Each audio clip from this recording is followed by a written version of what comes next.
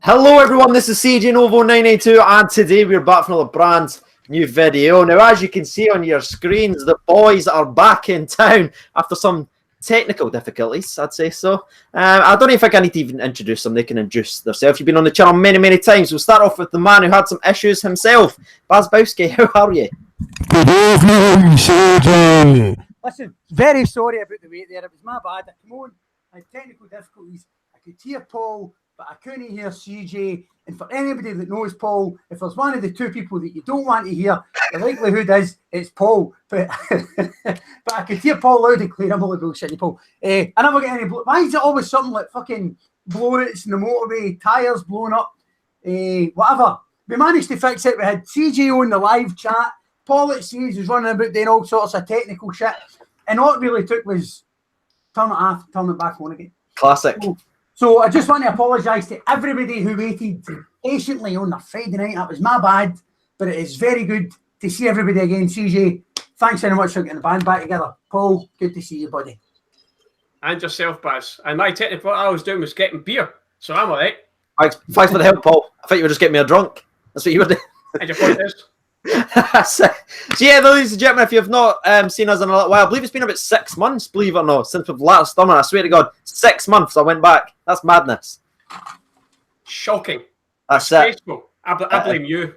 What? How's it my fault? Because you're just I don't know, you're a bit of a social pariah. Just get yourself away from us. Yeah, that's Shagger, mad Shagger's too busy for the band. That as well. Yeah, you've been getting far too much of it. Too cocky, literally. Okay. Wow.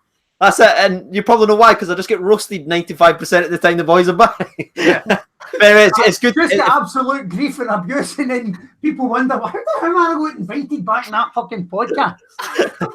We're saying boys that just roast you for 45 minutes. Said, oh, fucking 6 months, you'll see them again when I've recovered.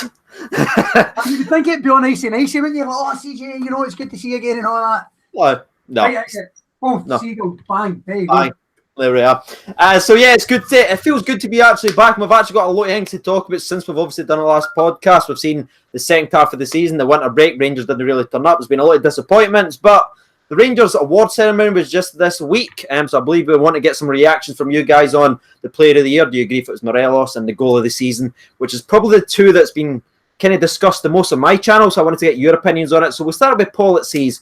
What for you was Rangers' goal of the season? A couple really. I mean, one of the big standout one would obviously be Ryan Jacks against them. Yeah, that's what won it. Yeah, that's a big standout. But I think for technical ability, I would probably say Morelos' little back heel. I think it was against Hearts, was it? Beautiful goal, aye. Yeah. Or for just the build-up play and the way it worked from Candias, Morelos again against Rapid Vienna, the third goal. The back heel was absolutely brilliant. It's funny, that's the three I mentioned in my video, but almost like in that order as well. So great minds, mate. It's almost like I haven't watched it. Fucking hell, huh? Back to the beer, carry on. Bazbowski, what was your goal of the season, mate? I had a couple of goals worth mentioning, right? Ryan Jack's goal against Celtic was obviously a very important goal. Technically, I don't think it was the greatest goal. You know, it took a deflection off Fabi Tadger's leg when it ball went beautifully through his legs.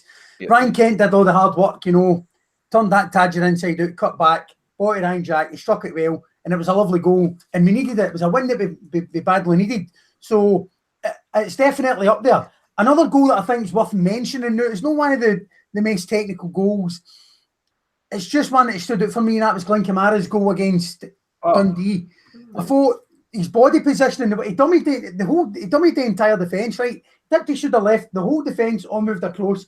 He came back to his right, the ball came swinging in his body position, turned his body in, dipped his shoulder, and then brought his foot across. So it was a very hard finish, but I'm really liking Kamara now, and I thought it was a really good finish. But for me, the goal of the season, I think, was unfortunately a game that we lost, and it was Ryan Kent against Celtic.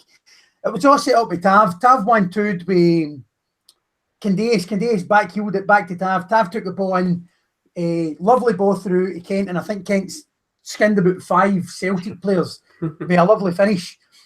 And then this just goes to show how much an absolute shit tip, absolute midden, dump, shithole with a fucking place Celtic Park is that you can't even do a proper knee slide in that fuck place. I knew you were Ryan going to say Kent, that. what a finish, ran to the crowd, tried to do a knee slide, and then nearly fucked the guy's career. He landed in his two knees and stopped as if he's sitting on a Chinese bed nails or something, or like made out of fucking bricks or Velcro, like Velcro knee pads on. How much of a shit tip a fucking stadium do you have when you can't even do a decent knee slide? You can do knee slides in Livingston and that's made of plastic. Maybe it's easy to do knee slides in plastic, I don't know. But the point being is, there's people doing fucking knee slides on AstroTurf, on red ash, on the pavement. Waynes are doing knee slides at your granny's fucking 40th if you live in Easterhood. So that is about the age in it, 40. So you can't even do a knee slide in the fucking place. Ruined everything. But other than that, that was my goal with the team. I thought you forgot about the goal there. So there are. But the official winner was obviously the Ryan What Jack. was the question? What was your favourite knee slide of the season? Or lack thereof. Yeah, the lack of. The official goal of the season obviously went to Ryan Jack, and as I've said before on the channel when I was sort of doing my reactions, I says, I think you've got to determine what goal of the season is. It what it means, like, or is it technical? Because if it's technical, it's not the Ryan Jack goal. Let's be fair, because it wide. Another goal, I think, someone said in the comments, what got a lot of love from other people was Morelos' goal versus Aberdeen when he opened his body up and curled it right into the bottom corner. Unfortunately, that game's sort of remembered for him getting sent off later on in the game, but that was a very good technical goal as well. But what was the goal we scored that he had his back to a defender? Was that against Aberdeen as well? when he rolled him. When he rolled him. Fucking rolled right running. The 1-1. Yeah. Tremendous. I'm trying to remember who scored. I think was it Arfield got the goal against Hamilton at New Douglas Park when it was a team goal? Oh, I thought you were talking about when he scored the goalie and got sent off. No, remember it was a team. It was a team goal, wasn't it? It was something like 12 different entire team were involved from keeping out all passing back and forth across the pitch. I might have scored it. It was a good technical goal anyway, and like I said there, Ryan Jack gets the goal. That's obviously what was voted by the fans, but you've seen the backlash on Twitter, people saying, it was quite embarrassing and stuff like that, but I think it's still a very good goal. I think Ryan Kenny makes the goal as well with his beautiful dummy before that as well, so I agreement with that. But this is where it's going to get a bit gravy, bit meat. The player of the season on. Now, the voting was obviously open well before the Celtic red card. That was kind of not a lot of people voted before that. Then obviously Morelos got sent off by the red card of Celtic, and it kind of soured people's taste. But obviously one player of the year, and I just want your reaction. Baz, we'll start off with you this time, mate. Do you agree with Morelos being Rangers' player of the season, or who was your choice as well? Well, he's definitely a candidate, isn't he? I mean, it's kind of hard to argue with the fact that he scored 29 goals in 44 appearances. That's let me work that out. That's about 65.9%. Off the top of my head, just what? 0.8. 0.8. So we'll round it up to 66%. That's a decent return. However, that's just the games that he's involved in. He's only there for half the season and he's banging that sort of figures. It's mental. Now, he's also had 17 yellow cards, 5 red cards. Obviously, some have been rescinded. It's such a shame because it's like, you know what I mean? It's like a fucking scale almost. Like it's outbalancing things a wee bit. Now, he scored a shitload of goals, and at the beginning of the season, it was pretty evident that we were relying on Alfredo Morelos to score goals. But as the season's progressed, we've kind of showed through people like Arfield, Ken, even Candace was getting a bunch of goals. And, of course, Scotty Arfield, that we can score goals without him. I think they played Hamilton, we beat them something like 5-0, 4-0, and it was a different goal scorer by every single goal. So we've proved all the season that we can score without him. It's kind of hard to argue with that. But for me, a special mention to Ryan Jack, actually. I felt he's been pretty consistent throughout the season. But for me, my player of the year would probably be Alan McGregor thus far, because of some of the saves that he's made has kept us in the game. And he's done it repeatedly, game after game after game. Through the European campaign, he was making all these tremendous saves. And then the season came along and he still kept us in the game. And it's kind of hard to... You remember it at the time, right? Oh, what a save McGregor made. But as soon as that moment is gone, you forget it, and then everybody remembers the goal scorer. That's always it. So everybody's going to remember the goals, but it's hard to remember the times that he's bailed us out the shit. So for me, it would have been Alan McGregor. 100%, mate. And paulatseas, what was your reaction to Morelos, and also who was yours?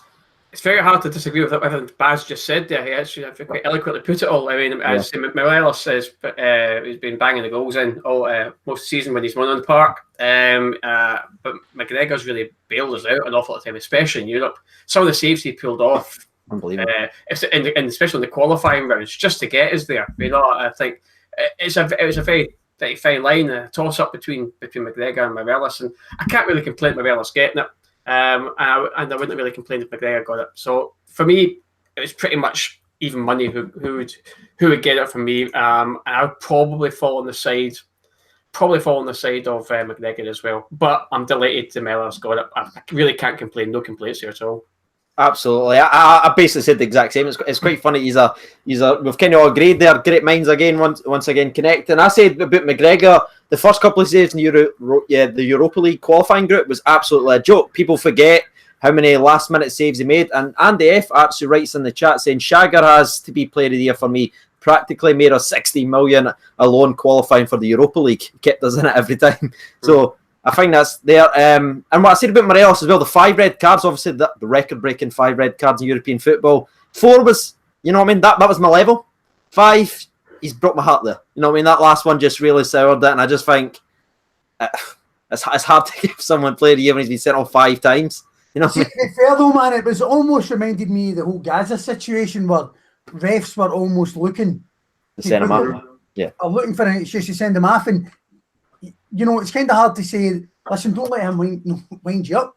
But it's obviously dickheads like Curtin Broadfoot and Scott Brown who are going to deliberately try to wind the guy up. Now, if somebody's going to take a bait, then fair enough, they're going to wind him up, and you can't really fault them for that. But the referees should be noticing these people doing these things and diving. Like fucking Broadfoot. Did you know do that last year to Ryan Jack as well? Stood on his account the day Pedro got sacked. I stood on his foot and then doing as if he got shot. You know what I mean? I mean, the guy that fucking can't even make an egg. Yeah, an egg blew up in his big, stupid, daft fuck off face. He's not even got a neck anymore. His fucking shoulders are higher than his ears. Have you ever seen that? Somebody's shoulders are higher than their ears. What the fuck is wrong with that guy's skeleton? I don't know. This guy can't make an egg. Fuck him. Once again, eloquently put, Baz. Thank you, Baz. So yeah, Morelos, yeah, player of the year. Do you know what? I've heard knee slides on Astros the next time. I forget what we're talking about. I can tell. And I think if I keep just rabbiting bullshit, there's a wee bit of me that like it says my Baz, just keep going. I'm getting there. Keep going. I'm remembering. Keep going. Oh, player of the year. Boom, and then I'll come back to it. Your mind will eventually close the loop. I'll come back. Exactly. Just sometimes that fucking loop keeps going. It's gone. It's like it's orbit round tattoo Stu's heat. Eventually, It'll come back. As bad as that. That's pretty big. Yeah, could be all right. So you just kind of, me and Paul just sit to one side when you start going on these, Baz. We're just like, that'll be another 5 minutes before we get back in. I'll take the dog a walk. I'll go get more beer. Rocco, time to go for a walk. Let's go, buddy. Let's go. So I think we've kind of broke down those 2 awards. Also, shout out to Morelos, he won Players Player of the Year. That shows that the players are obviously backing him with the fact that he won that award. So we'll move on from there, though, and let's actually turn our attention to the main point in the video, which I feel like is probably going to take up the majority of our time on the stream. It's the Rangers 2018-19 transfers and ranking them from best to actually worst. Now, I've already done a top 10, reacting in January, talk about how some of the players are. So this is just kind of an update for me, but also this gives you 2 just to sort of break down and see how you went and seen the players, how you've seen the seasons.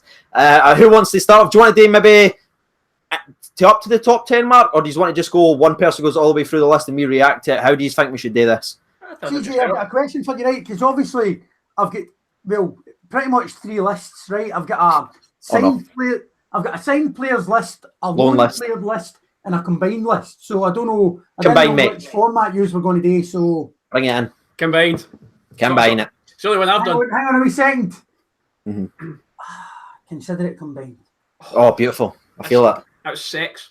That's it. Iron Fist. There we are.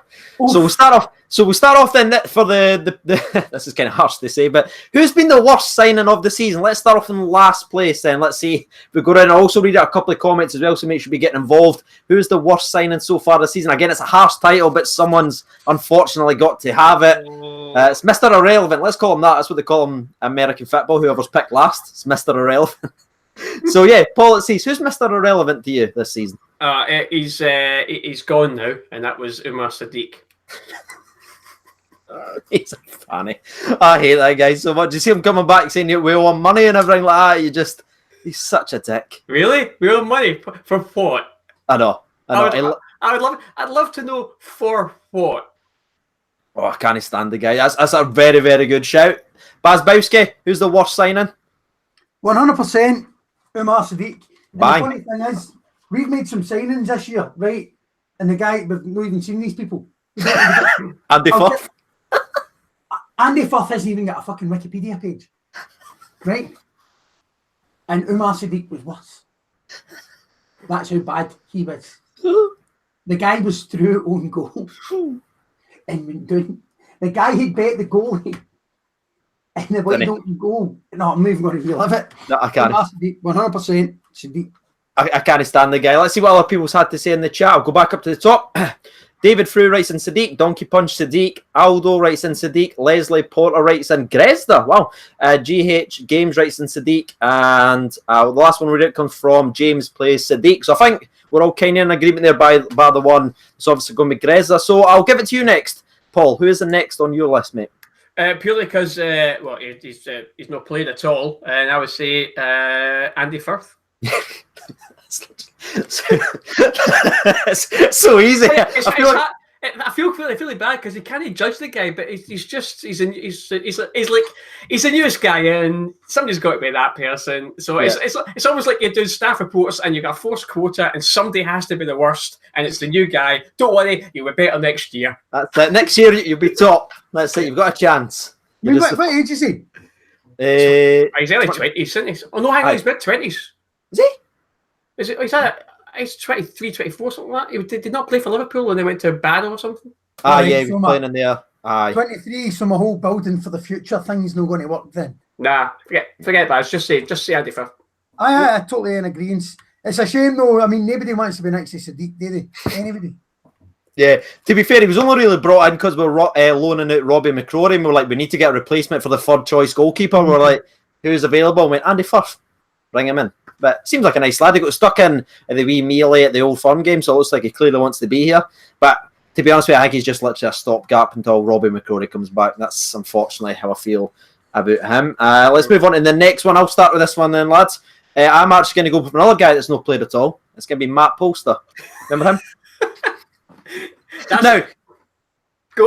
Now, the reason he's actually above Andy Firth is because his missus has got a really good YouTube channel. She shows a lot of behind-the-scenes stuff, so I like that she's bringing the content. You know what I mean? I'm getting Rangers TV-esque content. That's what I'm getting here. He was my next one as well. for those reasons. Where was it? He came for something like the Chicago Fire or something. Literally Chicago Fire. Do you know they should have a name that starts with B because they've got the Bulls and the Bears. Chicago Bulldogs. There you are. But they've got the Chicago Bulls, isn't it? It'd be a bit too close, similar. If there's any suggestions out there, please let us know. But should have started with a B. Chicago.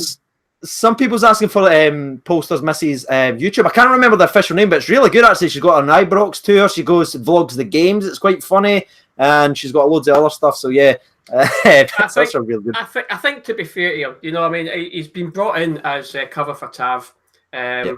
It's their off season just now, so he's done a whole season. He's now going through what would be his pre-season.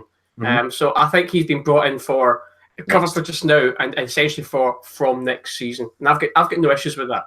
Yeah, Gerard spoke about. Gerard's actually played him, and there's a good thing on Twitter a couple of years ago when Gerard was obviously at LA Galaxy, where Polster waited. He was the opposition. He waited for a picture of Gerard, and it's on his Twitter because he was like admires him so much. And then a couple of years later, obviously Gerard signs him, and it's obviously a long-term one, just like you're saying there, Paul. We can play CDM, right back, kind of positions were kind of stacked in, unfortunately for him. But maybe when a couple of people leave in the summer, I might open the door for Matty And we'll see where he goes from there. He's been brought on for the future. There's no doubt about that.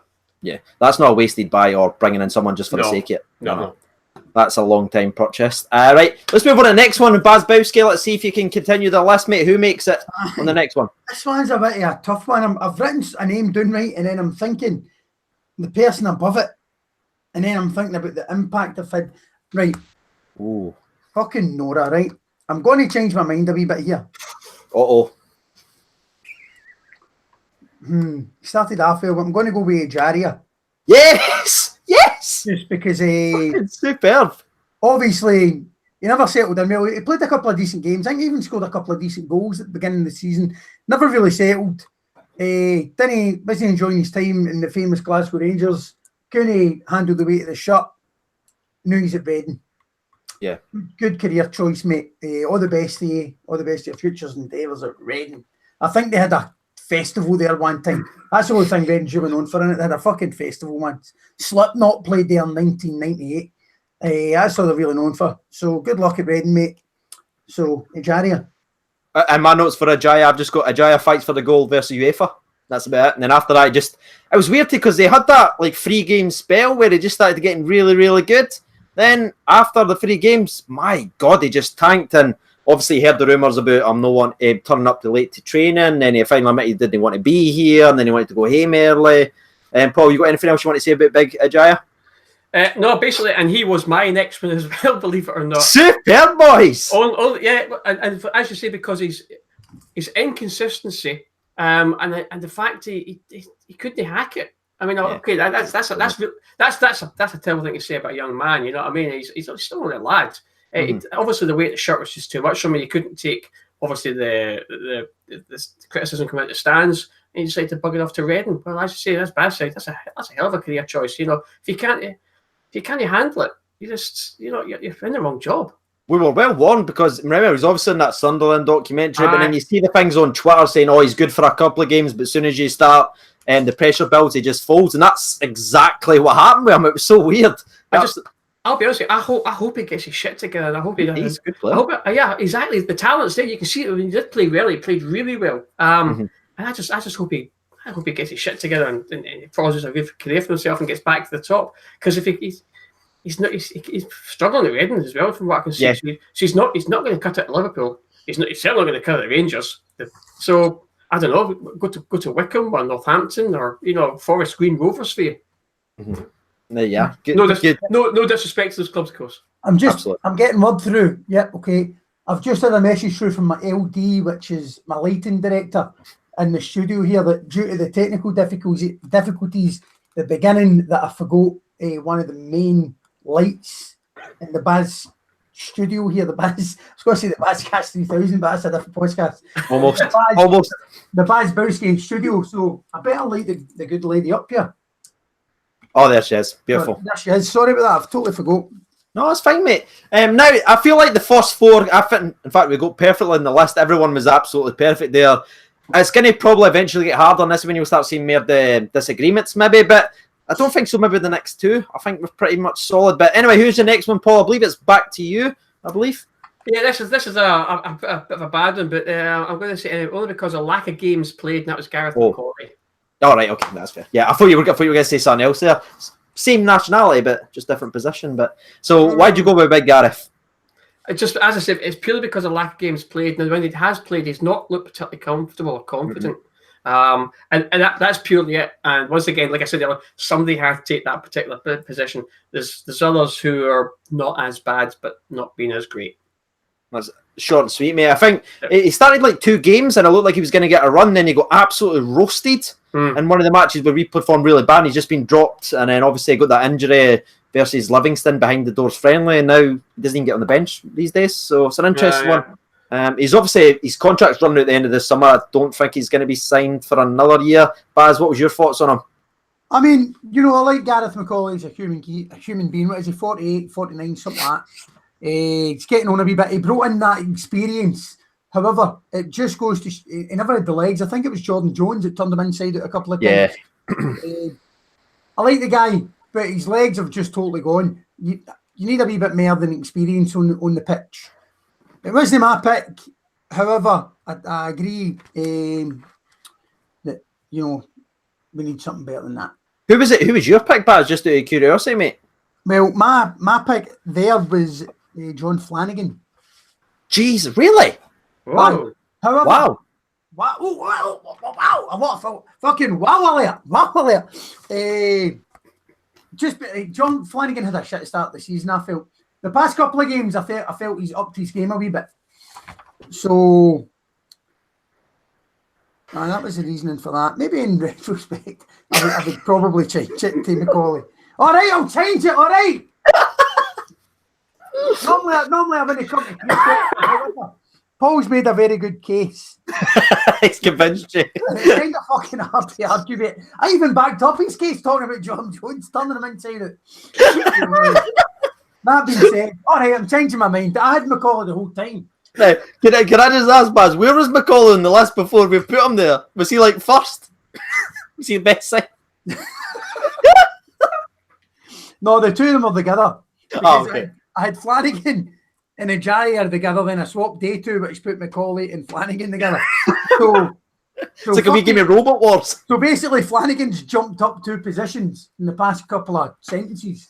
Well done. I love it. I love that. He's getting better. He's improving. So my next one, I feel like is this actually my next one? Oh wow. Right. I feel like this one's, I don't know, I feel like you maybe disagree with me here, but my next one I'm gonna be is actually gonna be Grezda on my list. That's it. Yay, Paul, he's nice. And the reason I went with Grezda, I just feel like the money we've actually paid with him. He came in, had one very, very good game against Motherwell. It looked like he was really going to kick on. Then international break came. He went and got another knock, came back. Was never. He gets 5-10 minutes here or there. And when he is given a chance now, there's just something not quite there for me. And I just think the goals and the assists and even like his minutes and that haven't really reflected how much we actually played for him. So again, that's a bit harsh because it's not his fault. But with the money, I feel like he's got to be up there. So that's why Grezda's on my list. I just don't think he's performed the way we actually thought we were actually going to get, you know what I mean, when we heard so much. Paul, what would you got to say? Yeah, I quite agree with you. I mean, he paid a lot of money for him, really, for at the time, what, £2 million, something over £2 million. He came in. He was injured when he came in, and he sort of struggled really to sort of do anything. And I don't know whether he's not impressing in training or it's maybe because Kent's just been outstanding. I really don't know. It's a bit of a weird one. But once again, maybe he needs a full pre-season under his belt when he's not injured, and then we'll take it from there. But as it stands right now, he's not had a particularly good season, and it's been disappointing. I'd say he got injured, but it's the usual sort of thing. People say, "Oh, but he's a fantastic signing. Here's the YouTube videos of him, and he looks amazing." And then he comes and plays for us, and he's not looked at. He scored a couple of goals. He's missed 6 times more than he's scored. Easier chances, and so I think his confidence has gone in front of goal as well. The thing you said there about on the right hand side as well, you were talking about Gen, but also he's not been able to push Daniel Candeas, who I thought for the last 6 weeks has been really poor, but he's still not been able to sort of wrestle that starting spot and not really challenge him. And I think that says a lot about what's going on behind the scenes that we can't see. The fact that he can't push his way into there when Candeas couldn't cross the road for the last month and a half. Yeah, it's unusual with Candeas because he's been pretty solid, especially last season. And even the first half of the season, he was really solid. I think. We all go through dips in confidence. We all go through bad patches at our work, you know, and things happen. But it is what it is. Bad day at the office. It's just continued for 6 weeks. Yeah, that's 6 weeks bad at the office. I completely agree, mate. Baz. Sorry, mate. No. Oh. Yes. Baz, who did you have on your list there? Well, obviously it was a John Flanagan, Macaulay switch, that just took place here. So it was Gareth Macaulay that took that spot from me, not the 14th spot. Oh, cheeky. Because I know Grezda, I mean, we'll get to, I mean, he's not reached the heights that we were expecting. You know, he showed some flashes of brilliance. For him and Barisic came on together. Well, we're kind of hoping we were going to see it, but we're all waiting on it, and it just didn't happen. No, you're right, CJ, the money we spent and the return that we got hasn't been there. And I'm hoping maybe next year, I think he'll be here for it because we're not going to spend that money in Binham in a year, even though we spent 3.5 million in Pena and, you know, he went. So maybe he will go. I don't know, but I think under the circumstances, it's probably worth another year. Now, bear in mind that Jamie Murphy's back fit next season. Bear in mind Jordan Jones is coming in. We've got Middleton. There's a possibility we're going to get Kent back for another loan deal because I don't think we've got the money to sign him. So it's going to be pretty congested down that left flank. Now, I know Grezda's maybe, a bit versatile that he can switch sides. It's just got, I don't know. I'm hoping he's going to be here for another season so we can actually see what he's all about. Yeah, the thing that sort of scares me is Gerrard's saying in a couple of interviews he knows who he can trust now and who he can't. And I'm like, I really hope Gressa's not on the canny pile already because there is clearly talent there. It's just never quite clicked yet. And he might be like a Papat situation where first season just didn't go well. And the second wheel obviously rebounds. I'd love to see Grezda come back next year or be given a chance at least after a full pre-season. But he's like someone else we're going to speak about later on in the video. He just seems to get injured every time. He looks like he's just getting there, gets injured again. He's had 3 injuries this season, Grezda, and it's paid the price. But anyway, let's move on to the next one. And Baz, you are back on the list, mate. So who's next on yours? Right, so above Gareth McCauley was on my list. This is number 13. Unfortunately, it's Borna Barisic, double B. I think he started well at the beginning of the season. He looked no bad. I just don't think he's reached the dizzy heights that we were all hoping. And I know a lot of people probably think this is pretty low on the list for this guy. But I don't think we've quite had the return that we were hoping for. And we've hardly seen him. For that reason, he's number 13 on the list. Wow. Paulatseas? I was going to go with Lafferty. Mate, I swear, I'm going to screenshot this and put it up on Twitter. That's genuinely my list. Holy shit, Paul. Yep, Lafferty. I mean, he came in and he scored the goal against Villarreal and he scored a couple. But he's just expected much, much more from him. He made a big thing about it in the paper saying, oh, yeah, I'm going to knuckle down. I'm not going to lose this chance. I've got grasp with both hands. It's going to be great. I'm going to be a superstar. And he's actually worse than he was the first time he was here. See, to be fair to Lafferty, though, see when you've got a striker like Alfredo Morelos who's been bang on form, apart from the times he's been sent off, which is half of the season, and then you've got Jermaine Defoe that come in. Yeah. Lafferty's been coming on and he's getting played out wide in a position that he's not used to getting playing in. So I think we need to cut him a wee bit of slack in that respect. Do you know what I mean? Because when he was at Hearts, he was banging the goals in, but he was the main centre, the focal point in the box, you know what I mean? Big target man. Obviously, due to the former Alfredo Morelos and Jermaine Defoe coming up with a big reputation, earning the big money, that Lafferty's going to kind of slip into the third spot. And when he is getting on, it's usually out of position. And it's 5 minutes here or there. Aye, that was why he was on my list. He was sitting just above double B. Double B. I kind of understand what you're saying, Baz, but that's the reason why he's above the rest of the boys for me, and that's why he's in his spot. I just feel like it's kind of like Grez. He's never really been given a run in the team, but when he has played the last couple of times, I've not been overly impressed. Like I think he had a very good game against Motherwell, very good goal in the Europa League, but I can't think of another performance where he came on for 10 or 15 minutes. You've heard Jermaine Defoe say he doesn't care if he's a substitute because he's got 5 minutes to impress, 10 minutes, and that's what he'll try and do. I just didn't think Lafferty, when he has came on, he's went, right, I fucking want this. You know what I mean? He's just kind of like... very, very good point. Oh, thank you. Jesus Christ. Thank you. Wow. Normally I just get roasted. That's so unusual. I can ready to go from here. This is weird. I was speaking to Paul. That's better. That's me like it. Old Lafferty, 7 foot and he whips it out. That's... Oh, paulatseas. I may have it resonate to you. I think I cursed him after that. Everything went wrong for him. He started off well. I took a picture of him. It's went downhill since there. What was a Snapchat picture? Oh, fuck off, Paul. Jesus. Wow. I'm scared to ask who's your next pick, if I'm honest. Let's see what other people are saying. Oh, wow. Some people else are just doing what you done, Paul. He went, Lafferty, he's 7 foot, his career's doing the shoot. Come on. Stop this. Stop it. One of these mad songs, dives to the left, dives to the right and all that, and he's 7 foot, he plays the flute. There's a song about CJ, right, and he's got a 4-inch cock, but it smells like a 12-inch cock. Is that true? Is that an actual real song? I've heard it sung at the terraces a couple of times. Usually when I get subbed on for the charity team, that's the song they're singing in the... the song they're singing, the word of it is got... The stands are singing it, he's got a 4-inch cock, but it smells like a 12-inch cock. No, Baz, They don't send the word "got." They just think he's a 4-inch cock. Hey, what? That's terrible. That's shocking, Paul. Coming for you, really? You just lowered the tone there, Paul. Honestly. But we're all getting a laugh and all that. This is why the band's broken up. This is the Exactly. Noel and Liam scenario here. Because of me and you. Shit. Honestly. Can't you blame me? I'm the quiet one. Well, No, you're not. It's the quiet ones you've got to look out for.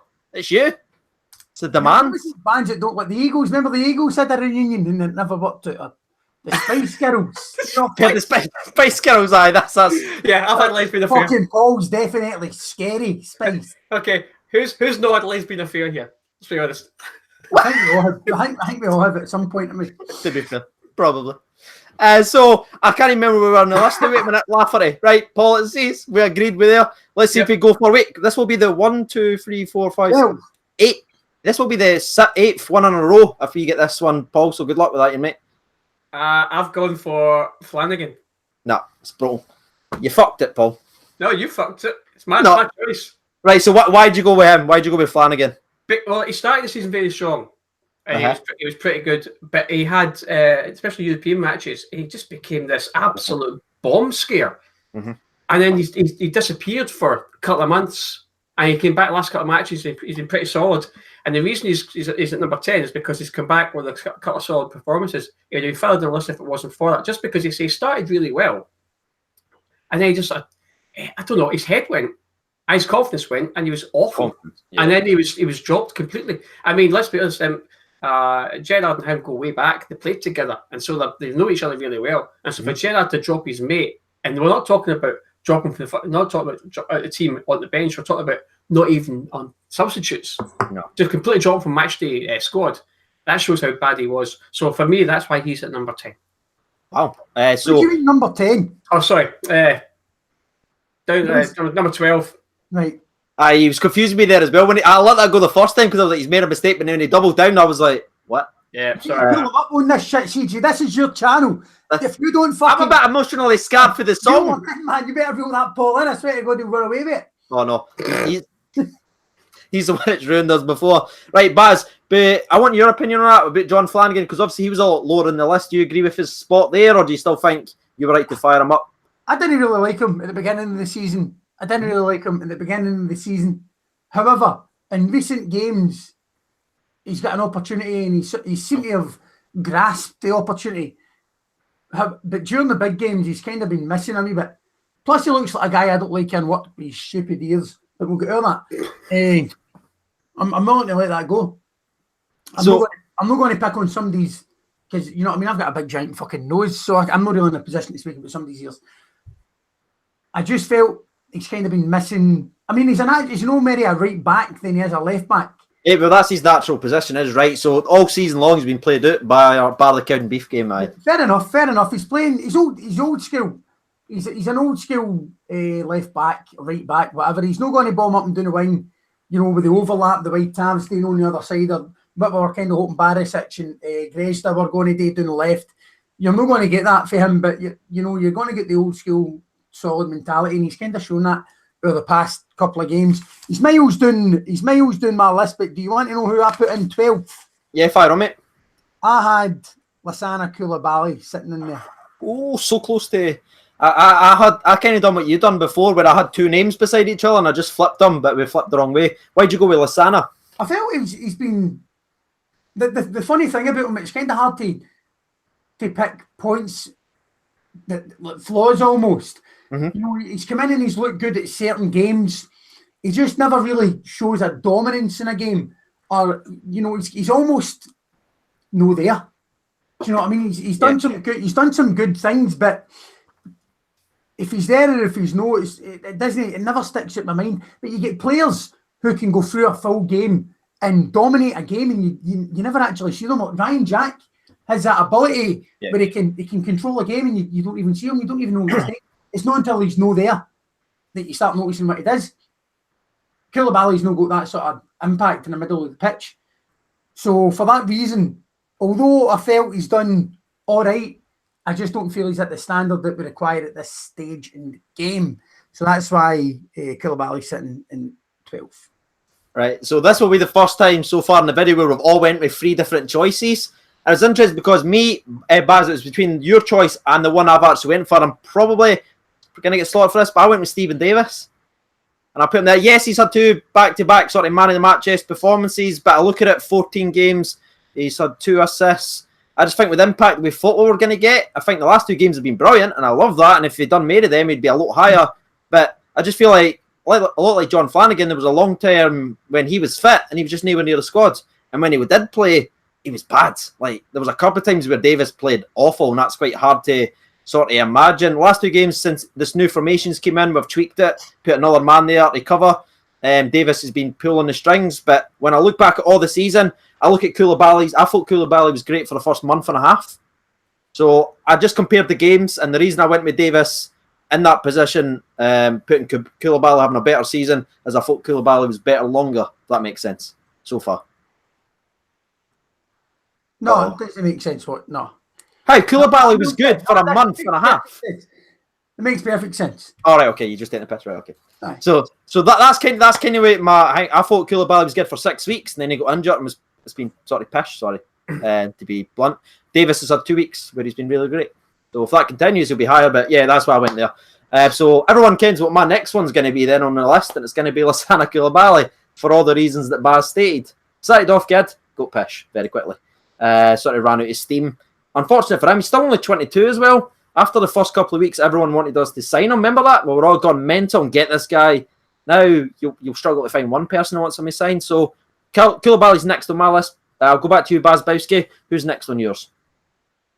Mike, sorry, that was number 11 for you then, minute. So is that no paulatseas shot? No, it's back to you. Or is it back to me? I went with Davis at 12, so now we're on to 11. I went Koulibaly. Right, okay. I had Grez down my list at this point. Oh, right, okay. Why is that? You said them a lot lower. Due to the money that was, which was fair enough. I just think that I did miss some big opportunities, some big chances that could have really changed our history this season.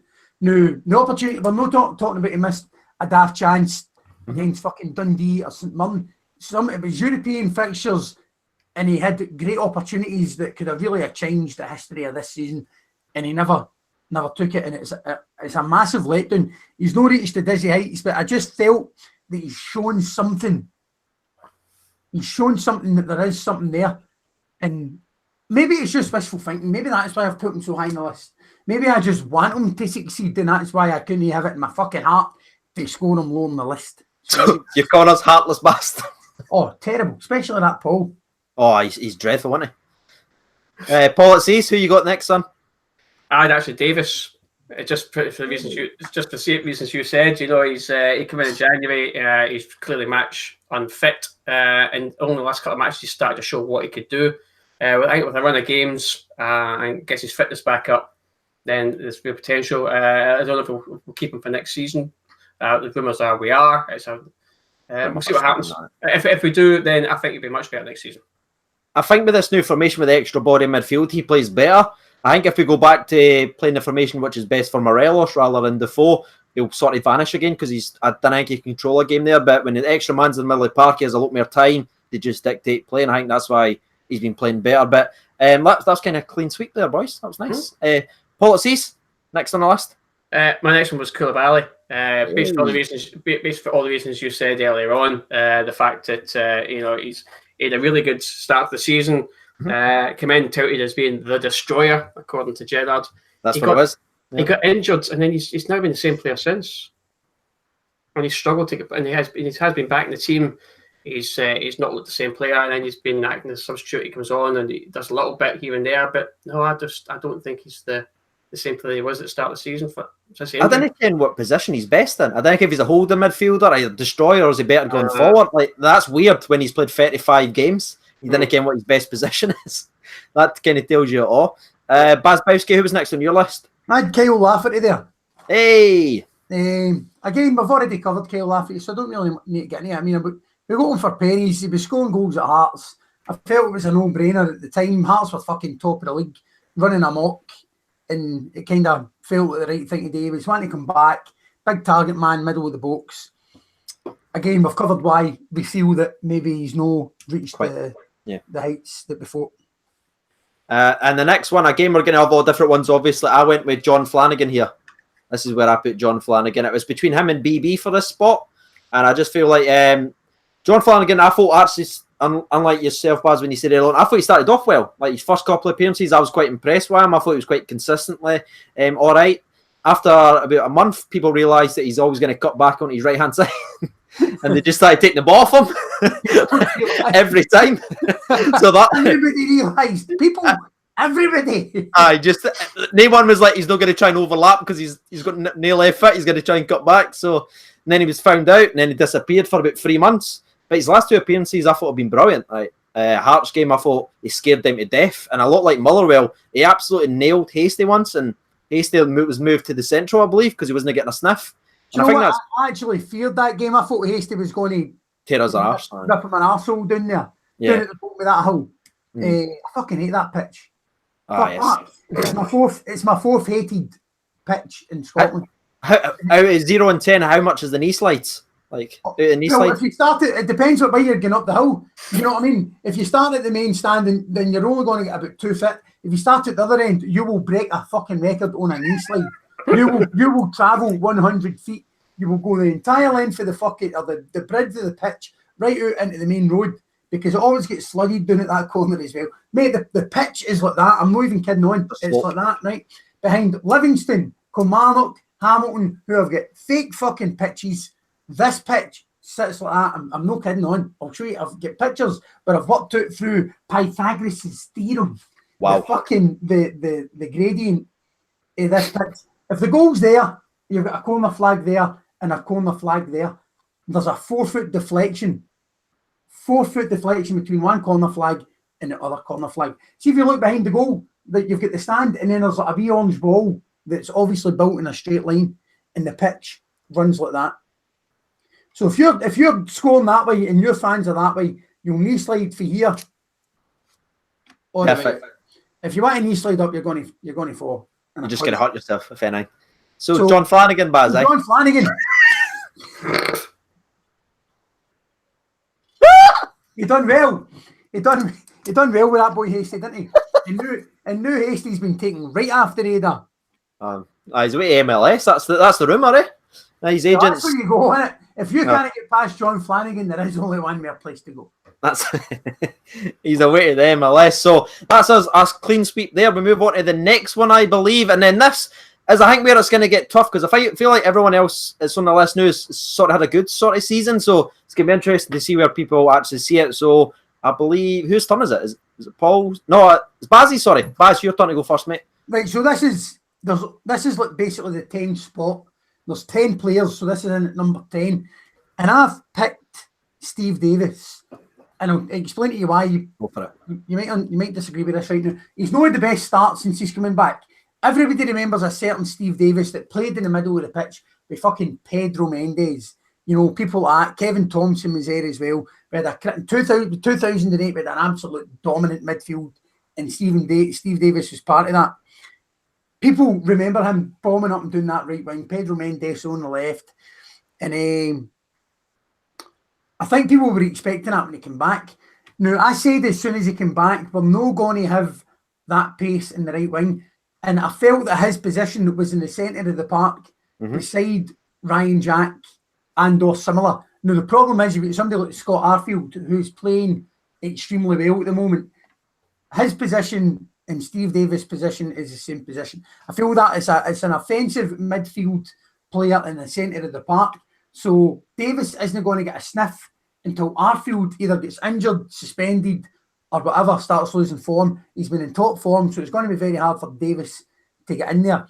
We tried him out in the wing and it didn't work. For a couple of games he came in the position he should have been playing in and done well. Again, like Lafferty, Defoe, Morelos. So it's going to be difficult for Davis to get a sniff when you've got a player like Arfield playing so well. That's why he's there. However, when he came in, the other reason I never scored him so low is because he done well the first time he was here, and it gave everybody a bit of a buzz when we found out he was coming back. So because of the fact that he boosted morale, got all the fans excited and upbeat, that's why he scored a wee bit higher than some of the other people. Cheeky, mate. Fair play. I mean, I kind of wear the exact opposite way, but that was actually pretty good. Like earlier in the video, I was like, wow, okay. Well, I look at the positives, mate. That's the difference. You know what I mean? So you're a half full kind of guy. I'm a half empty. You're fucking miserable. Hey, policies. Who did you have? Is that no ninth? Are we not talking about the ninth on the list? Ninth, yeah, ninth. Yeah, Okay. yeah. Oh, is it? How many? I thought we brought in 18 players. I've got. I've got 9 left, including the guy coming up. Yeah, same. Right. If I wrote somebody's name down twice. It's probably Grezda. You probably got him, or John Flanagan. You probably got him near the top. Hang on, we'll do a wee count. I spoke about. Do you want me to read out who we've got? Hang on, do you know what it is? What? Sorry, I forgot. I can't even believe this. I'm not even going to admit it. I What? forgot to write down. Umar Sadiq was that bad. I didn't even add him to the list because it was that obvious it was going to be him. You didn't even have that was a mental note. That's burnt in the brain. Exactly, man. I didn't even need to write it down. That's what it was. Excuse me. Perfect. Policies. Who do you have in the 9th spot? BB. Bang! There we're back, Paul. After a wee break, there we're back in. Yeah, I think it's massive potential. We saw what it was like when he played for us against us, and he scored the goal. In fact, if you're leaving the stadium that night, everybody was talking about it, saying, "Hope we sign at left back. Hope we sign at left back." We did sign that left back. He came in and he started all right, and then he got injured. And he's come back. He's played a couple of games. He's get injured. He's playing games. He gets injured. There's flashes of absolute brilliance here. He's excellent going forward. But I think he's a good defender. I mean, you do not play for the Croatian national team if you're a bad player. I mean, the World Cup runners up, for crying out loud, and he's now the starting left back. I think the rough and tumble of Scottish football has taken him by surprise. I think the injuries haven't helped him. A good pre-season was, again, as I saying, a good pre-season under the belt, and he could fly next season. He just needs to toughen up a little bit and accept that he's going to get kicked, and he has to kick back and go in full-blooded. He's a cultured left back, but he has to get a bit of blood and thunder about the know. You've kind of said everything I was going to say there, mate. I even talked about the kind of injuries and that I had for BB. That's why he's so low on my list. When you look at it, he's got 7 assists and 20-odd appearances, which is great for a left back. But when you go back and look at that, most of that was in the first couple of months. I mean, he started off so brightly, got that bad knock, came back, was okay. But the last few appearances, I just don't think he's been that great. Like, defensively, like, I think they've just been targeting him constantly. I thought the Aberdeen game, it needs to learn people's going to come inside him. He just didn't look like it. Sorry, what were you going to say, Paul? No, I think you're right there. I think once again, since the injury, he's not looked the same. I think maybe he's been carrying a slight knock because we know that Halliday's had been injured and he's got other issues going on as well. So I think he's been playing when he shouldn't have been playing. But now Flanagan's back in because he's completely injured now with the Croatian national team. But no, I think he's, no matter what happens, he's our first choice left back as far as I'm concerned. Oh yeah, when he's fully fit and ready to go, I still think so. And it's interesting when you compare him with Flanagan because BB's got all the technical ability and good at going forward. Flanagan's got no technical ability, but he's just a hard tackling son of a bitch. Like, it'd be great if we could just combine them. Then we'd have like one of the best left backs in the world. You know what I mean? But unfortunately, we can't. So yeah, BB makes my list just because of his injury record and how he sort of dropped off recently.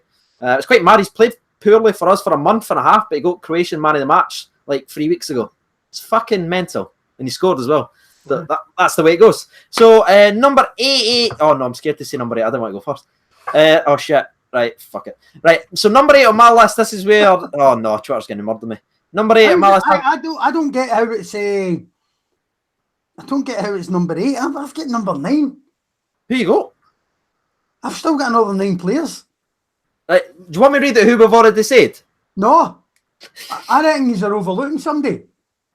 Do you think we've missed someone? That's quite unusual that Bayfields would miss someone. Yes, I'm thinking. Aye, exactly. And I know exactly who you've missed. Who? Jamie Murphy. Yeah, because he was signed last season. No, he was in loan. He was in loan last season. And but he signed a permanent, like it was already done and dusted, like a pre-agreement and that. But it was still brought in this season. So why is he so high on your list then? He's never kicked the ball for ages. Well, I'll take him off the list, right? But he was in loan last season. And then he was signing a permanent deal for this season, right? So annoyingly, technically he's right, but he's still, for me, I would say he was signed last year. Like, do you know something? Baz's pedanticness has really pissed me off now. Oh, he's fucking tenacious, isn't he? Oh, man, that'll be a arse. Right, fair enough. I'll remove him for the list. His positioning on the list it doesn't matter, but he was on loan last season. We signed him on a permanent for this season. He's no featured because of that terrible, fuck off, horrible bastard pitch down at Rugby Park. You know what I mean? It's a fucking football pitch called Rugby Park. Jesus fucking Christ. Can't even pick the right sport. Why don't you just call it tennis stadium, golf park, some shit like that? Another sport that's got fuck all to do with it. You know what I mean? You can't even pick the right sport to name your club, and then you go and get a plastic fucking pitch. And then you've got defenders with their fucking shooters higher in their ears. So, fuck you and your stupid fucking managers are mad alky bastard that fell out of a gate and hit a fucking gnome and smashed all his nose open when it was drunk. Right? So anyway, we'll take Jamie Murphy. so yeah, but back to Jamie Murphy, yeah, he's so number 8, I'm just gonna get it out of the way. I've got Katic. 9, you mean? No, we're on 8. Alright, well I had Joe Worrell at 9. I get Katic too. Hey, you got Katic at 8? Aye. Oh mate, we're gonna get fucking slaughtered together. Yay! Yes, mate. But there are reasons. Right, okay. Right, so you want to go first then, and I'll chip in with what I've got for Katic. Basically, once again, he started the season an absolute flyer, and he was absolutely shooing for the centre back position. 100%. And then he sort of lost his confidence a little bit. He went all the way off to the Croatian under-21s.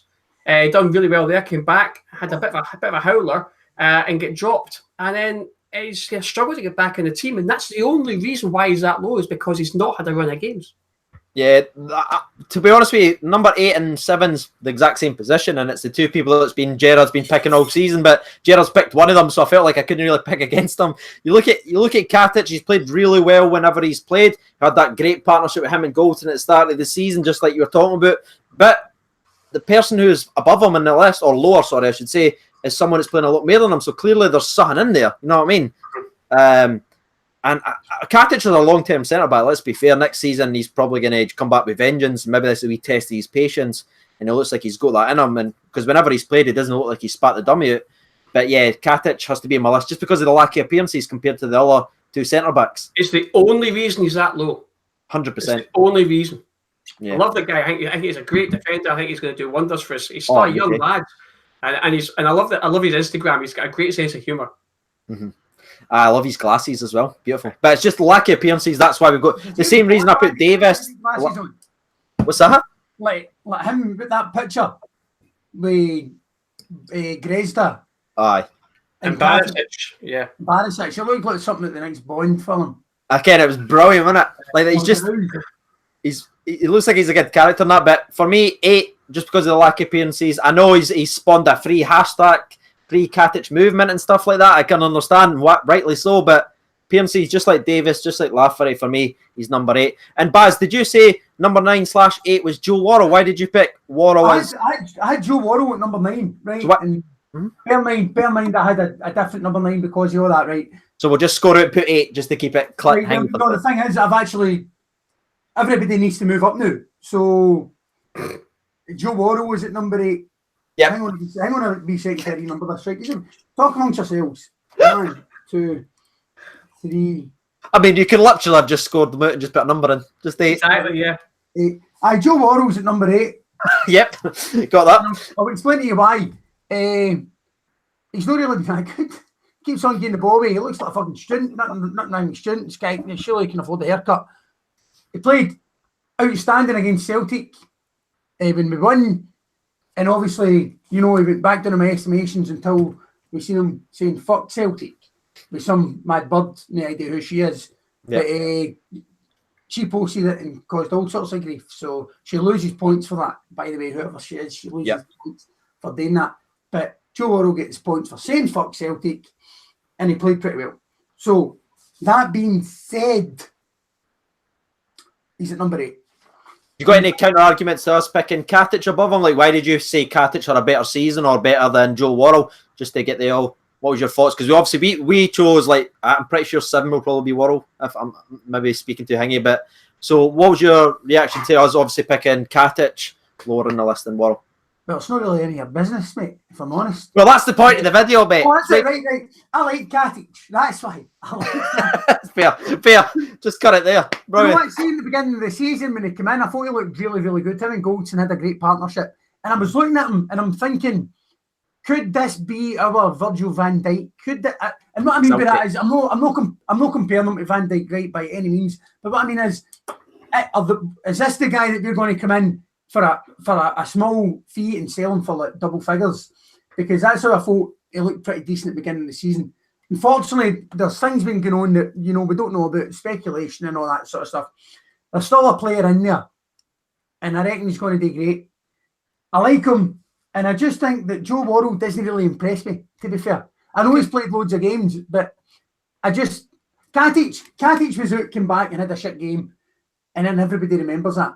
Livia was a hammer. Do you know what I mean? Yeah. So I just felt Worrell's played more games. He's played one good game against Celtic. Katic has played a bunch of games. He's been more consistent and had one shit game. Do you see what I'm saying? I just feel overall Katic has performed better, in my opinion. I mean, that's fair. So we move on to number 7 now, Paul, and I'm pretty sure we've all got the same. So you want to take this away? Who you got at number 7? Yeah, Alan McGregor. No, I'm joking. Joe Worrell. Exact same, mate. Why did you pick Worrell over Capt? Simply because he's played more games. And obviously, Baz has said, and people in the chat are saying, but Worrell's cost us goals, but Katic hasn't. That's because he's played more bloody games. Yeah. By the law. You sound, mate, I'm sorry. You sound like fucking Hugh Keevan. By the law of averages, that is going to happen.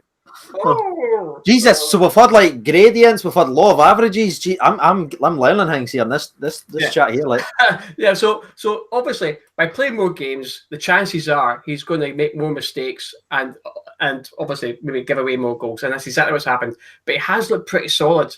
That match against Celtic at Ibrox he was phenomenal. Absolutely played out of his skin, and he's played some. I mean, I always remember he made his debut against Villarreal. Yep. And the first goal really wasn't his fault. And kickoff, basically. Yeah, apart from that, he was pretty solid, and that he had a pretty impressive debut. And I thought, well, this guy's got potential, and he has. And he's only what? He's 22. 22 or something. He's still a really young guy. So obviously he's probably going to go back to Nottingham Forest. I don't know if he's going to come back this next season, but he's certainly going to go back to Forest. He's going to go back a much better player. But no, I think so. That's why that's the only reason he's above Katic is because he's played more games. That's right. Flip a cash. It was kind of literally a flip a coin for me too. And the last time we'll say about Worrell, I think he's had more good games than bad games as well. That's why he's kind of number 7 on my list, just overall in like a general sense. Why he's and obviously in the top 10. His mistakes against Kilmarnock was obviously very, very annoying, but we even had more than enough time to actually come back in that. But no one else really stepped up and took over that game, so he kind of gets blamed for that. Maybe a bit too harshly. Again, it's a horrific error, but we still had plenty. It wasn't as if it was the 90th minute and that was it. You know what I mean? We still had plenty of other time for anyone else to step up. No one did.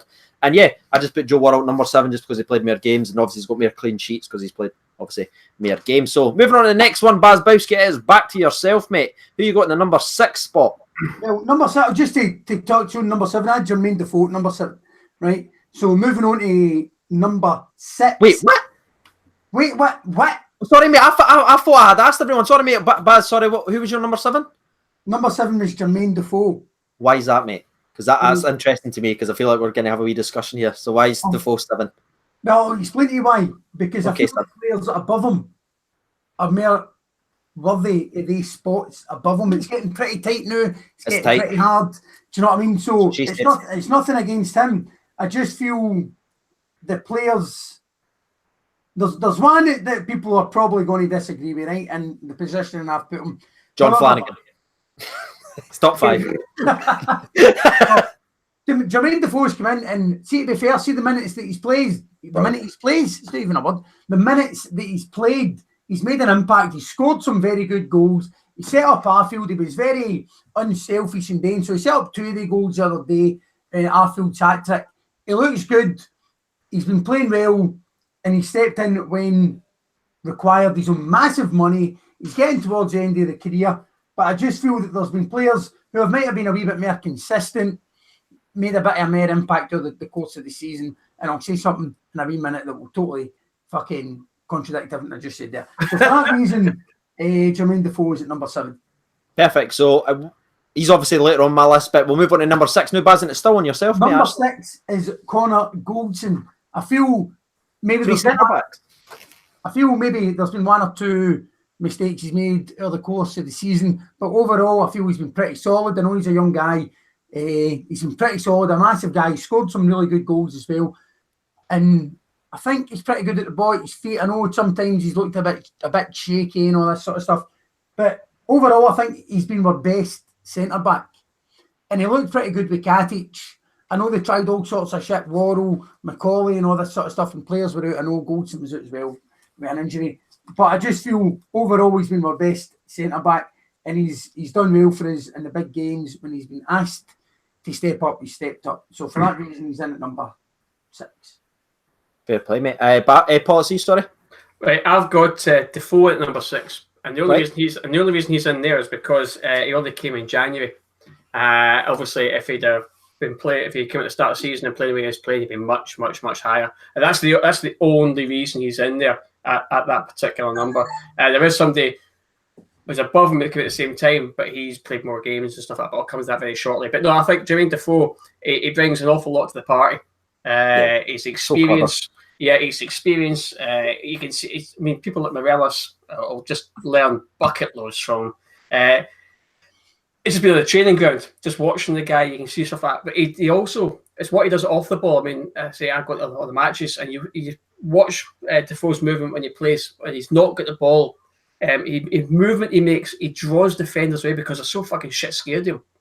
You know, get an inch of space. So he'll run one way. A defender, at least one, possibly two, will go with him, and that creates space for the guys with the ball, or Morelos, or Lafferty, or whoever's on the park at the exact same time. But no, he's been excellent since he turned up. I mean, you know what, I'll tell you about Defoe, mate. He's fucking frustrating as fuck sometimes. But all strikers are bad. Let's be honest. Do you know what it is? You're used to watching Morelos harass folk, run up and down, punching people, elbowing people, stabbing folk and all that, throwing acid in their eyes. No, I'll take that back. Listen, if you've been affected by acid attacks and all that, we'll put up a number at the end of the podcast. So yeah, it's live. I don't want to the Alkaline Company. No, listen, I don't want to make jokes about shit like that, right? Because it's a serious thing. But my point being is, like I used to see Morelos up there, absolutely harassing centre backs, and he's all over the place, all the fucking pitch, and then Jermaine Defoe come over. I was having it, right? And then he just happens to get in the right position at the right time and put the ball in the back of the net. The total different striker. But I just find him dead frustrating. On the flip side of that, though, at least he's on the field. He doesn't get set off. You know what I mean? It might be frustrate you, but at least he's not. I can't even argue with that. What can I say to that? Who was yours, CJ? I'm scared to say now, if I'm honest. After the way the chat's turned. Right. I've just wanted, before I say, I absolutely love this guy and he's so brilliant in that, right? But I'm going to go with Glenn Kamara at number 6. And number 6 is still pretty high. Again, he's only played in January. I'm just looking at the other people's body work. And obviously, I'll speak about my number 5 in just a minute. But I went with Glenn Kamara because I genuinely think, when we signed him, I was like, why are we signing another CDM? We didn't need one. We're stacked in that position. It's pointless. We didn't need another midfield player. Then he played, and I was like, holy shit, how good is this guy? So Selke's everything that Ajayi, wasn't he? Like, he's got all the best of Ajayi, but then he's got the grit and the heart and the determination to get stuck in as well. Stands up for his teammates, as you've seen many, many times in all the Twitter videos. Happy to get stuck in.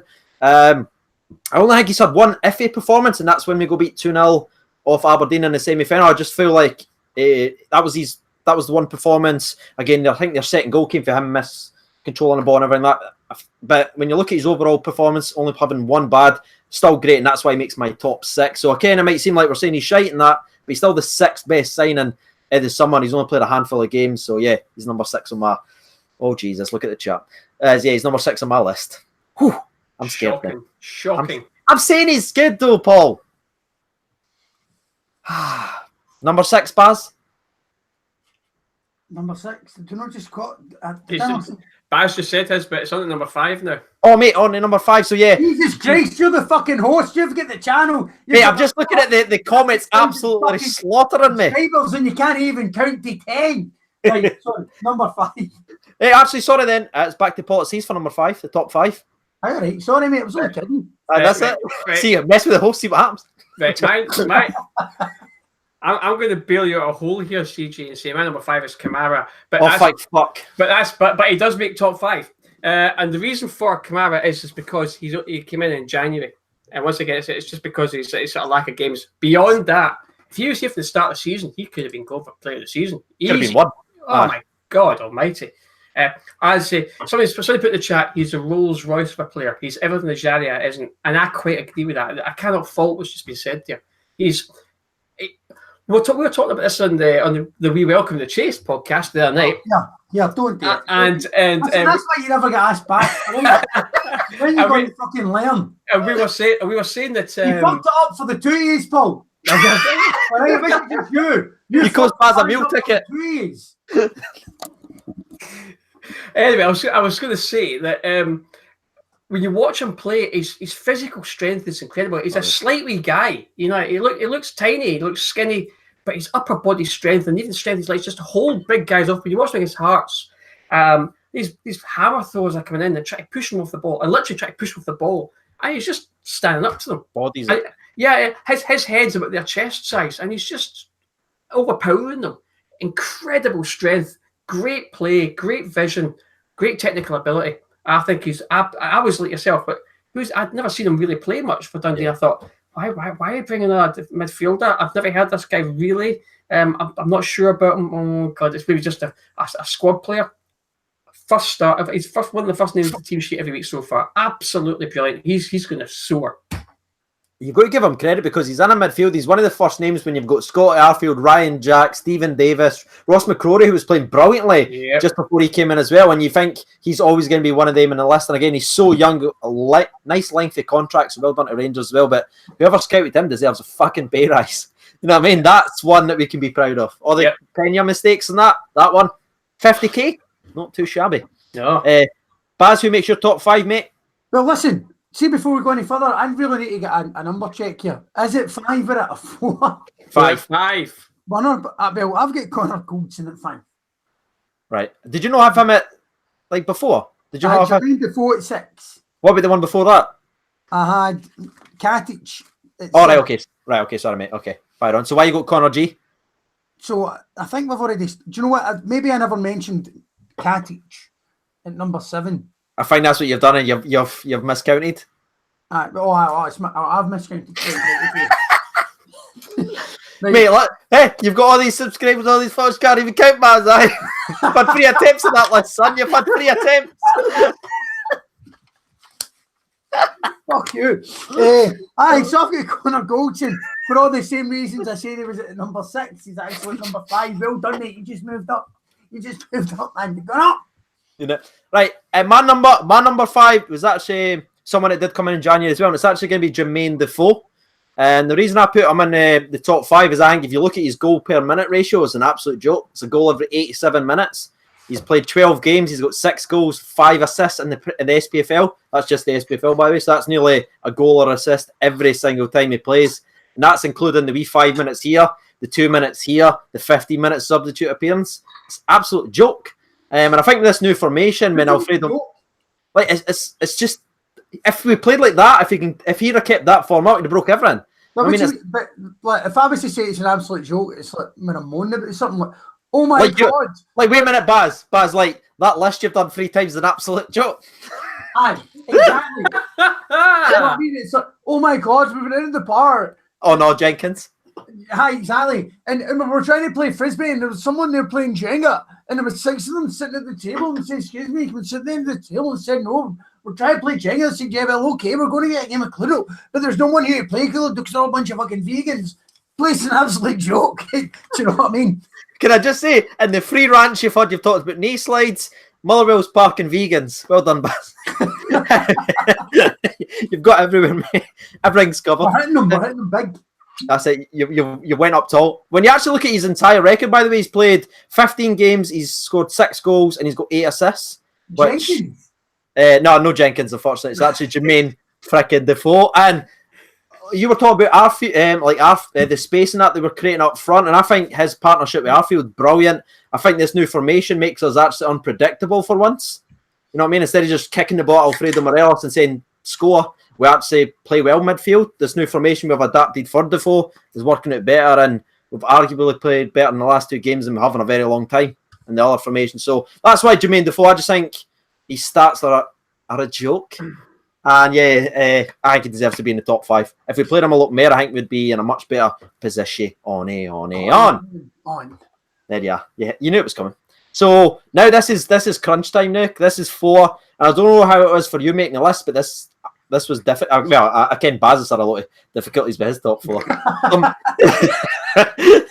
But now it's crunch time. So it's actually Paul. Paulatseas, you can start off this one, mate. Who's your number 4 on the list? I've gone for Big Goldson at number 4. Ooh. Okay. I thought he's been pretty solid. Compared to the sort of defenders we've had the last few years, he's been absolute breath of fresh air for us. Solid. He's a vice captain. He's taken the armband a few times. He's scored a couple of good goals. He totally gets the club. He absolutely loves it up here, and he plays his heart out. He really goes for it. He knows what an institution is, and I think because he's played consistently all season, that's why he makes my top 4. Yeah, he's made a couple of mistakes, but then again, every player has. Yeah, everyone on the list. Every single player, exactly. Every single player on the list has made a mistake. But no, he's one of the first names in the team sheet, and you can see why. He's solid. When you signed for us, all over Twitter, a Brighton fans saying you've got yourself a hell of a player there. We're disappointed to see him go, and they weren't wrong. He's been great. He really has been. He marshals the back line very well. I mean, even in the stands, you can hear him shouting. It's not very often you hear that, but you can actually hear him screaming at the players. Very vocal, man. Yeah, it's good to see that. My number 4 on the list is actually going to be Scotty Arfield. So once again, Paul, we separate ways here. And I just put Scott Arfield just at number 4 because you look at his overall stats, 42 games, 11 goals, 8 assists, and you think that's not really that great. But you consider the majority of the season, he was sacrificing his own, like maybe stats-wise, to go back and defend and get stuck in. He's always rolled his sleeves up. In that Celtic game where we won, obviously 1-0, and even the most latest one when we got beat, he was one of the most composed people on the actual park. And I thought he was a real leader in the midfield. So yeah, Scotty Arfield for me, absolutely brilliant. Just got a hat-trick and his goals are starting to pop up. So maybe people will be surprised he's only at number 4. But looking at the whole season, Scotty Arfield, I think, has been brilliant all season long. Just we see ideas mentioned in the chat there, not to mention the Goldson come back from a heart condition. Yeah, that's right. So that's another reason as well. He's been brilliant, yeah. So my number. Listen, if you were playing in that fucking defence, I'm no surprised that a couple of them don't have heart conditions. Yeah, Jesus Christ. Bazbowski, there you are, mate. Take your number 4 away now, son. Here we go. Where is it? Here we go. Listen, just to touch on if he says Gareth McCauley, I swear to God. No, I'm not going. He talked about Goldson, right, and about like, if you look at some of the, the centre backs we've had all the seasons. By the way, Clinton Hill, he does not mean you, mate. No, absolutely not. I love Big Clinton. Love you. We love you. We get nothing but respect for you, Clinton Hill. Anyway, that being said, my number 4 is Glenn Kamara. Now, Kamara, he's only been there a short while, but he's made such a massive impact. There's been absolutely no settling in period for Kamara. He's come in and he's looked there. He's been there for years. Now, if you think about Dundee, there was 3 players that you thought about. You thought about King Kenny Muller, because that's where he is. You thought about that wee prick Darren O'Dea, because he used to play for them and we absolutely hate Darren O'Dea. And you thought about the big guy, the big centre mid they had there, Kamara, who was a solid big player. Now, when I heard we were signing him, it didn't. You hear rumours about Hasty, Shinnie, all these people were looking about the SPFL, and it doesn't really fill you with that much confidence because you think we should be looking further afield, we should be looking higher. And I thought the exact same thing about Kamara. I'm thinking Jordan Jones and Kamara. Jordan Jones is half decent, but we're looking down that left wing. We've got Jamie Murphy coming back. We've just spent $2 million on Grezda. We've got Middleton. Do you know, we've got players that can down that left flank. We've got Ryan Kent on loan. Do we really need Jordan Jones? Do we really need Kamara? And Kamara has come in and he's no missed a beat. Now, I'm not comparing him to this guy, but he reminds me of this guy. He reminds me of an ex-Rangers player called Giovanni Van Bronckhorst. Hey. And what I mean by that is he's got this unique ability to step up and play at the level he's playing at. So he's at Dundee, and he's a standout player at Dundee. He's playing against players who are half decent, right? He comes into Rangers and he automatically steps up. Giovanni Van Bronckhorst done that. He went down to England, done the same, stepped up, and out of Barcelona and stepped up. Versatile player. You can put him anywhere in the park.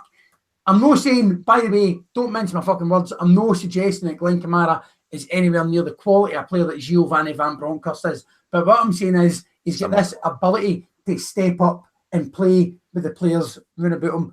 And like you say, CG, apart from that one game against Aberdeen, he's looked pretty solid.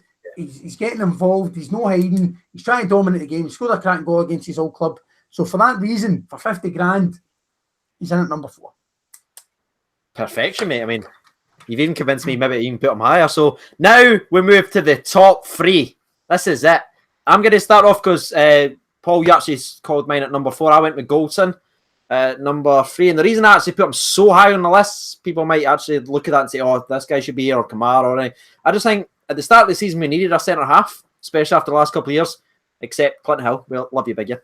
We needed a centre-half that had a bit of everything about him, and I think Connor Goldson's just came in and just done everything like we needed him today. He's had a poor performance against Spartak and 1 or 2 throughout the season, but I think the majority, he's been our number 1 centre-back for a reason. He's a commander, he's a leader, he's always screaming and shouting. I just think he's going to get better and better and better. For me, he filled one of the most important spots that we needed at the start of the season, and I don't think overall that he's disappointed us at all. So that's why he makes number 3.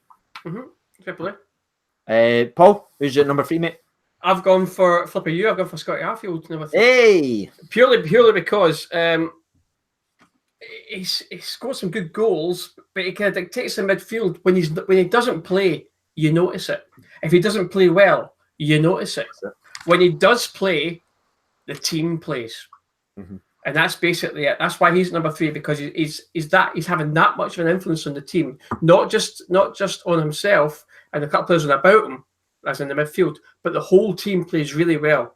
When Scotty Arfield is on a game, doesn't matter if he plays decent or really well. If he plays decent, we play decent and we'll win. If he plays really well, we play really, really well. If he plays shit or he's not playing at all, we don't win. Yeah. And so I think his influence on the team as a whole is so far been pretty much immeasurable. I mean, that's absolutely perfect. I wish I kind of said that when I put him at number 4, if I'm honest with you. But Baz, who makes number 3 on your list? Ryan Kent makes number 3 in my list.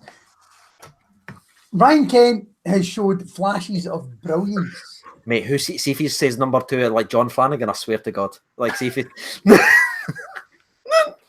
Sorry, Baz, did I say that out loud? Oh, the 2 years laughing at something. I feel I'm getting picked on here. No. I've been saving this up. And it's a massive seagull for the 2 years. See this? See, it's all sticky. Get up, guys. It's a nice. In your face and all that fucking wallpaper paste. Get that in. It's wallpaper paste, mate. Aye. No. Ryan Kent is at number 3. He showed flashes of brilliance, but he's just not had consistency over the course of the season. He's done well doing that left flank. I just don't feel that it's been there all season. He showed up in the big games, and certainly against Celtic, he's fucking looked incredible. You know, to the point where people are saying, sign him for 7 million. I don't think we will sign him for 7 million. Hopefully we get him back on loan. It'd be great if we did. But he's definitely been a standout player this season. He's changed games. He's stepped up when people need to step up. He's got the worst fucking dress sense I've ever seen. He's got the worst dress sense than fucking Eminem. He literally dresses like Eminem. Pena had I think it's all Pena's clays. See, when Pena fucked off, I think he left all his clays. And Kent, so I'll wear that. Same with the shorts. Well, maybe not. Let's not go there. So, Ryan Kent is in at number 3, ladies and gentlemen. Ryan Kent, number 3. That's ballsy, mate. I feel a lot better than putting Glenn Kamara at 6 now that you've done that. I feel a lot better. Well, I'm a fucking trailblazer, right? You know what I mean? I'll fucking give my opinion. You know what I mean? love it, mate. I love it. Number 2. Whew. Here we go. I'm going to actually revert right back to... I'll be Baz. Sorry, Paul. You're going to give us number 1. So number 2 on your list, bazbowski. You're going for a double talk here, son. Did I not just be 3 there, no? Aye, but you were last in the list, so now it's back to you go first. That's how it works. Right. Number 2 in my list is Scott Arfield. And I'll explain to you why. Right. How much did we pay for him? Scotty Arfield was an 03. Correct. 100% correct. I feel like that was a hey, I'll be set up there like hey. 100% correct. We paid nothing for him. He's come in and he's absolutely dominated the midfield. We got him for Burnley. Yeah. And he's come in and he's been one of these players who have stepped up as and when required. Now, we had Morelos who was banging in the goals, and it was sort of becoming the thing where he was becoming relied upon. And then when he wasn't there, we were looking for players to step up. And then Scotty Arfield would step up, and it's almost as if recently it's like, do you know what? I'm not just here to step up when he's not here. I'm here to do my own fucking thing. I'm here to put my fucking foot down and put a dominance on this team. And he's done that. And I feel he's really stepped up and reached the mark. So for that reason, I've got the Scotty Arfield in at number 2. Now, bear in mind, this was a guy who played at Falkirk a couple of years ago. Do you know what I mean? And now he's playing at the famous Glasgow Rangers. And I feel that he's really done well this season. We've got him for nothing. Standout player to the point where Stephen Davis can't even get a game because this guy's keeping him at the fucking starting 11. So, and not to mention it done that to Brunei. To be fair to him, mate, he has like kind of sacrificed a lot of himself in that as well in the CDM role and running back. I think every time he plays, he does put a hell of a lot of effort. And as I said earlier, he scored a goalie, so fucking he could be number 1. I'd agree with you. Absolutely loved that. That's the only time we've actually put someone in the back of the net. Unfortunately, we got sent off for it, but Scotty Arfield's at number 2 for Baz. Paulatseas, who you got? I've got Ryan Kent. Hey, bang.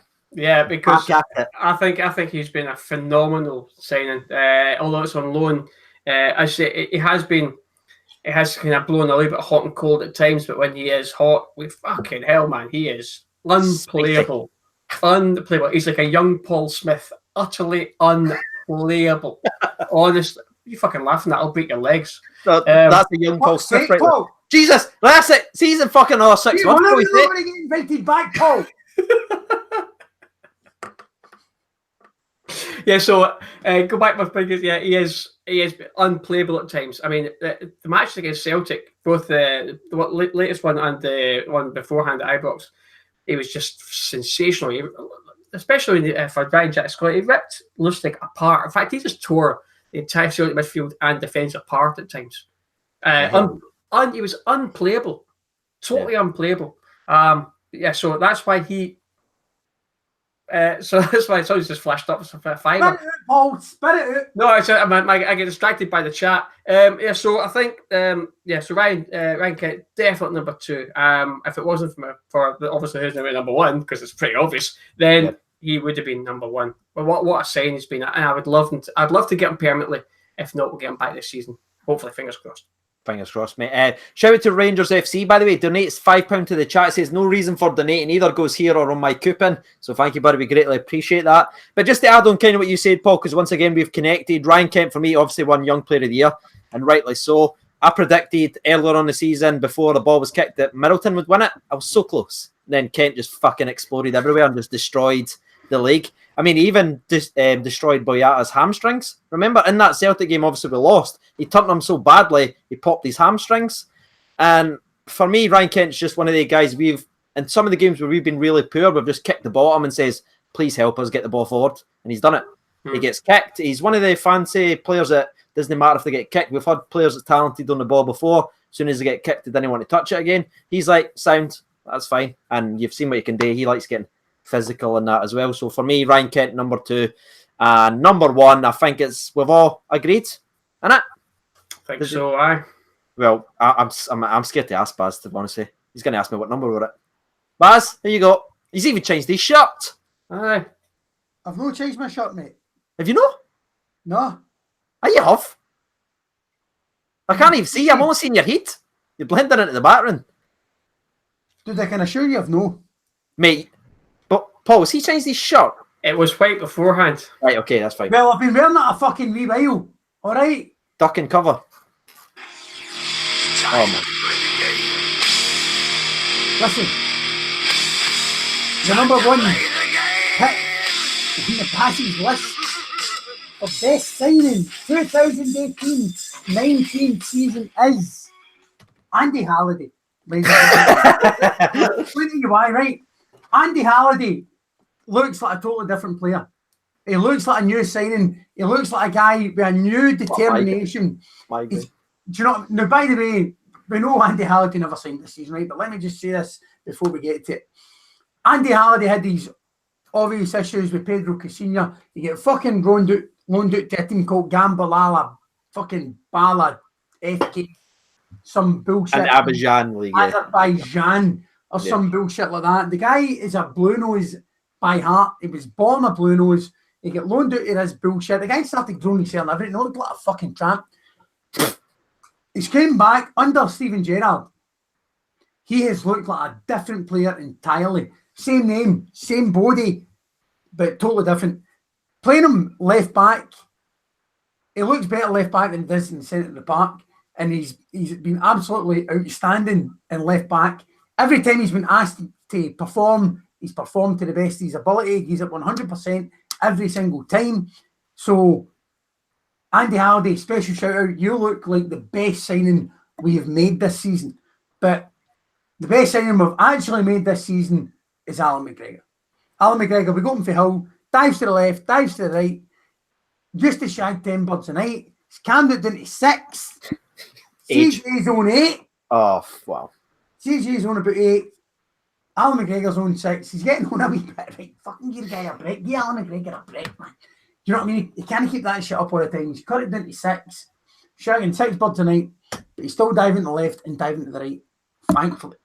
So for that reason, Alan McGregor is in my number 1 signing of the season.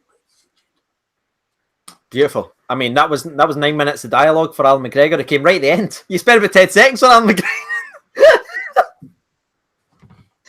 Look at him. I just love him so much. I've missed you, bad. I missed you, Timmy. I'm just trying to fill the time, man. Paulatseas, it's obviously his number 1. You got anything to add to Mr. Alan McGregor? Not really, no, apart from You don't even have entrance music, Paul. Right, I had fucking music and everything. Yeah, because you'd all set up. I don't. It doesn't. Shagger does not need entrance music. No, Andy Halliday does though. Oh, well, that's fair enough. But Shagger doesn't because he's number 1. He is number 1. He's number 1 in the UK. Apart from maybe the what they called I forgot the name of the band now. Bollocks. I forgot. Sorry, Paul. We'll edit this out, mate. I'll just add it in the video at the end. Live. I know it is. Oh, it's that thing. It's mad. But no, obviously McGregor's number 1. Yeah, we kind of all touched on that right at the start of today's live stream where we talked about he probably should have been Player of the Year, and rightly so. And I think he's again free. Kind of what you made with the Scott Arfield argument earlier on, Baz, about can he get much better than free, and getting Alan McGregor the consistency, because I want to say goalkeeper was a position that was desperately needed at the start. Like I thought Fornium was a good enough goalie, you know what I mean?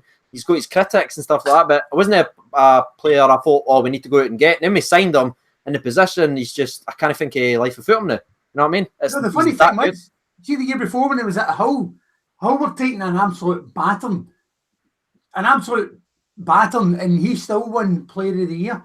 And that just goes to show the amount of fucking pressure that he was under at Hull, that they were losing games. Like I don't think he had that many clean sheets, and he still got Player of the Year down in Hull. And I think it's, testament in his ability that he still managed to get Player of the Year. And he's come up here and he's got a wee bit of growth and all that, you know what I mean? And he's looking sexy as fuck. And he's still get this unique ability for like a shot stopper. His reaction's fucking unbelievable. And he's kept us in the game so many times. And I'm glad that the three have all came to the same conclusion that he's without a doubt our Player of the Year.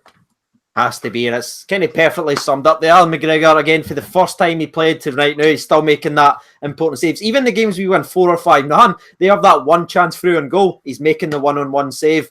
I think he's only made maybe the one mistake all season long against Kilmarnock, and apart from that, he's been absolutely perfect. And for me, he was Player of the Year, and obviously on this list as well, he's number 1 on the list. Who was it? Elbow drop. Mind they fucking gave somebody a big elbow. Oh, that was the Celtic boy, wasn't it? What's his name? Oh, was it? Was it Ayer or whatever his name is? Ayer, did you know? Oh, did he? Oh, well, maybe it's a fucking hit him harder then, because I hate that prick as well. Aye, and then obviously he came out correctly against Ferguson and was suspended as well, even though he shouldn't have. But anyway, that's all to one's point. Obviously, Alan McGregor's number 1 on the list. Is there anything else you want to talk about? Because we have went nearly 2 hours, ladies and gentlemen. I swear to God, it's madness. That's what happens when we come back together. 2 hours. Well, the bands come back together. We're putting out the hits, the old favourites. Everybody wants to hear them. So I guess it's what's left to say. Sorry, speaking of the hits, let's bring it back. But I've got nothing else to add. apart from it's Friday night, and thanks very much for everybody that's taken to help me polish off this bottle of Jack Daniels. It's beautiful, mate. Beautiful. That was full, by the way, at the beginning of the night. Oh, we can tell. Yeah, absolutely. the list is proof of that, yes. Paul, is there anything you want to say, mate, before we wrap up? Where can they find you on the internet as well? Yeah, just say once again, thanks to everybody who's tuned in on a Friday evening. Take your time out. It's very much appreciated to listen to us talk absolute nonsense as usual. If you want to see me, you can find me on Twitter, and my handle is at paulatseas. Come on by. It's all a talk about alcohol and just football. It's nonsense, but come join us. There we are, beautiful. And also shout out Baz to the Bazcast on Wednesday. I believe it's the 14th, isn't it? What day is that again?